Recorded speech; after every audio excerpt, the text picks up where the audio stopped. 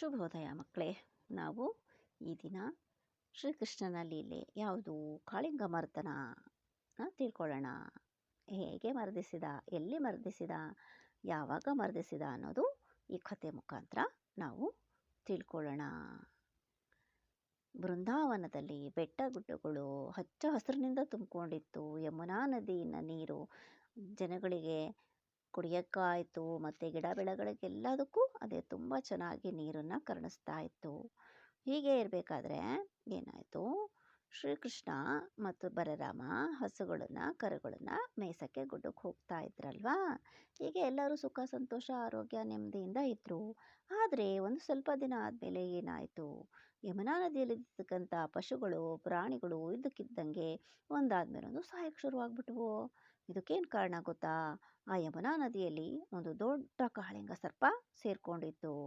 ಆ ಕಾಳಿಂಗ ಸರ್ಪಕ್ಕೆ ಎಷ್ಟು ಹೆಡೆ ಇತ್ತು ಅಂದರೆ 101 ಹೆಡೆ ಇತ್ತು. ಕಪ್ಪು ಬಣ್ಣ ಇತ್ತು, ದೊಡ್ಡದಾಗಿತ್ತು, ಬಹಳ ದೊಡ್ಡದಾದ ಸರ್ಪ. ನಮಗೆ ನೋಡೋಕ್ಕೆ ಭಯ ಆಗಬೇಕು, ಅಷ್ಟು ದೊಡ್ಡದು 101 ಹೆಡೆಗಳ ಸರ್ಪ ಇತ್ತು. ಆ ಸರ್ಪ ಯಮುನಾ ನದಿಯಲ್ಲಿ ಸೇರೋದ್ರಿಂದ ಅದರ ವಿಷನೆಲ್ಲ ನೀರಲ್ಲಿ ಬಿಟ್ಟಿದ್ರಿಂದ ಈ ಪ್ರಾಣಿ ಪಕ್ಷಿಗಳು ಅದೇ ನೀರು ಕುಡಿದ್ಬಿಟ್ಟು ಸಾಯ್ತಾ ಇದ್ವು. ಇದಕ್ಕೆ ಶ್ರೀಕೃಷ್ಣನಿಗೆ ಗೊತ್ತಾಗುತ್ತೆ. ಇದನ್ನು ಈ ಬೃಂದಾವನದ ಜನರನ್ನ ಕಾಪಾಡಬೇಕು ಅಂತೇಳಿ ಅವನು ಸೀದಾ ಯಮುನಾ ನದಿಗೆ ಬಂದು ಆ ಮಡುವಿಗೆ ಬಂದುಬಿಟ್ಟು ಶ್ರೀಕೃಷ್ಣ ಒಂದು ಸಲ ಯಮುನಾ ನದಿನ ದಿಟ್ಟಿಸಿ ನೋಡ್ತಾನೆ. ಯಮುನಾ ನದಿ ನೀರೆಲ್ಲ ಕಪ್ಪಾಗ್ಬಿಟ್ಟಿರುತ್ತೆ. ಯಾಕೆ ಅಂದರೆ ಕಾಳಿಂಗದ ವಿಷಪೂರಿತ ಎಲ್ಲ ಅದರಲ್ಲಿ ಆಗ್ಬಿಟ್ಟು ವಿಷಪೂರಿತವಾಗಿ ನೀರೆಲ್ಲ ಕಪ್ಪಾಗ್ಬಿಟ್ಟಿರುತ್ತೆ.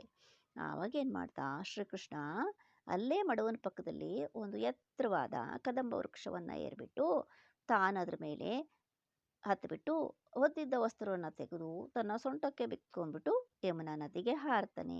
ಯಮುನಾ ನದಿಗೆ ಹಾರಿದ ತಕ್ಷಣ ಏನಾಗುತ್ತೆ, ಅಲ್ಲಿ ಯಾರಿರ್ತಾರೆ?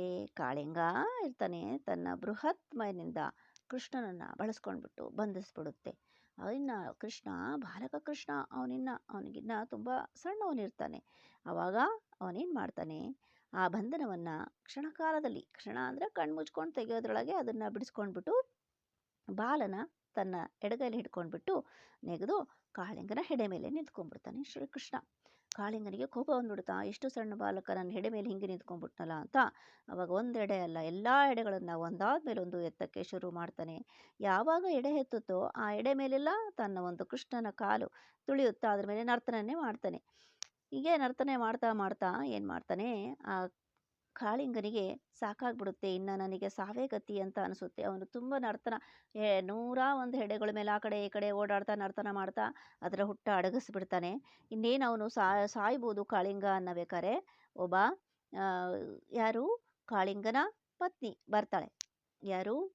ಕಾಳಿಂಗನ ಪತ್ನಿ ನಾಗರಾಣಿ ಬಂದು ಕೇಳ್ಕೊಳ್ತಾಳೆ, ಇಲ್ಲ ತಪ್ಪಾಯಿತು, ಅವನ್ನ ಕ್ಷಮಿಸ್ಬಿಡು ಇವನನ್ನು ಅಂದಾಗ ಅವನನ್ನು ಕ್ಷಮಿಸ್ಬಿಟ್ಟು ಆ ಕಾಳಿಂಗನ ಬೇರೆ ಕಡೆ ಹೋಗಿ ವಾಸ ಮಾಡು ಅಂತ ಹೇಳ್ತಾನೆ. ಅವಾಗಿನಿಂದ ಶ್ರೀಕೃಷ್ಣ ಈ ಬೃಂದಾವನದ ಜನಗಳಿಗೆ ಯಮುನಾ ನದಿಯ ನೀರು ಶುದ್ಧವಾಗಿ ಹರಿಯಂಗೆ ನೋಡಿಕೊಂಡ. ಮತ್ತು ಅಲ್ಲಿ ಎಲ್ಲ ಜನತೆಗೆ ನೀರಿಡಿಸಿ ಅವರ ಸುಖ ಸಂತೋಷಕ್ಕೆ ಕಾರಣನಾದ ಶ್ರೀಕೃಷ್ಣ. ಹೀಗೆ ಇನ್ನು ಅನೇಕ ಲೀಲೆಗಳಿದ್ದಾವೆ. ಮತ್ತು ಮುಂದಿನ ಭಾಗದಲ್ಲಿ ಬೇರೆ ಲೀಲೆಗಳ